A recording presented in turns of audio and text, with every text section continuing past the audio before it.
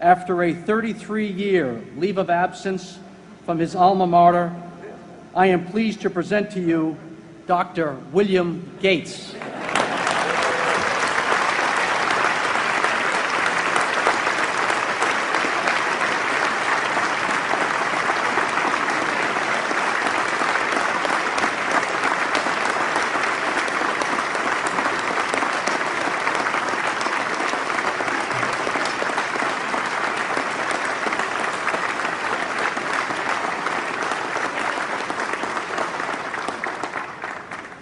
Thank you. President Bach, former President Rudenstein, incoming President Faust, members of the Harvard Corporation and the Board of Overseers, members of the faculty, parents, and especially the graduates. I've been waiting more than 30 years to say this. Dad, I always told you I'd come back and get my degree.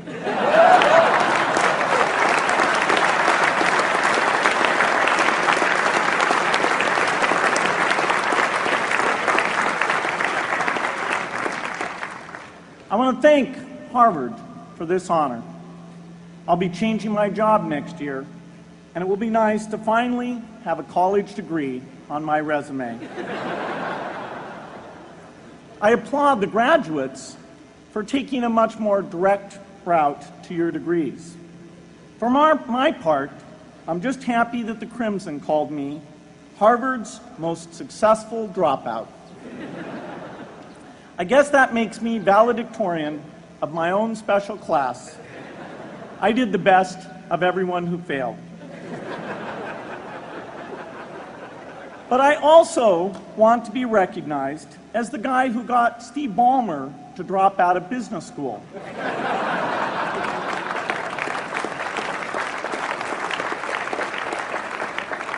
I'm a bad influence. That's why I was invited to speak at your graduation. If I'd spoken at your orientation, fewer of you might be here today.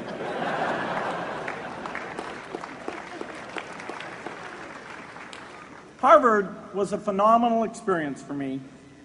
Academic life was fascinating. I used to sit in on lots of classes that I hadn't even signed up for. And dorm life was terrific. I lived up at Radcliffe in Currier House. There were always a lot of people in my dorm room late at night discussing things because everyone knew that I didn't worry about getting up in the morning. That's how I came to be the leader of the antisocial group. We clung to each other as a way of validating our rejection of all those social people. Radcliffe was a great place to live. There were more women up there, and most of the guys were math science types. The combination offered me the best odds, if you know what I mean. That's where I learned the sad lesson that improving your odds doesn't guarantee success.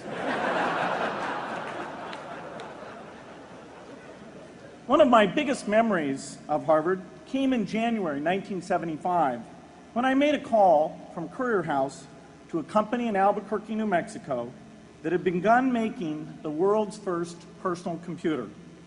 I offered to sell them software. I worried they would realize I was just a student in a dorm and hang up on me.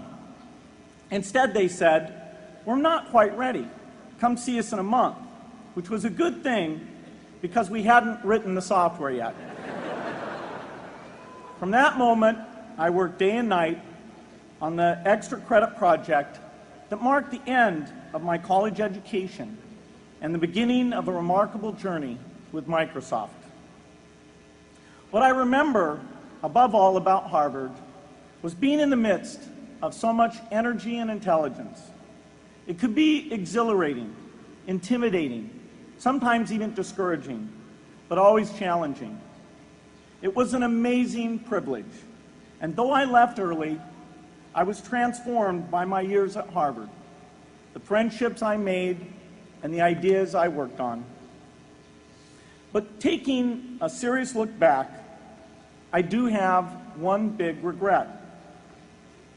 I left Harvard with no real awareness of the awful inequities in the world, the appalling disparities of health and wealth and opportunity that condemn millions of people to lives of despair.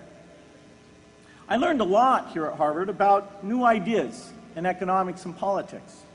I got great exposure to the advances being made in the sciences.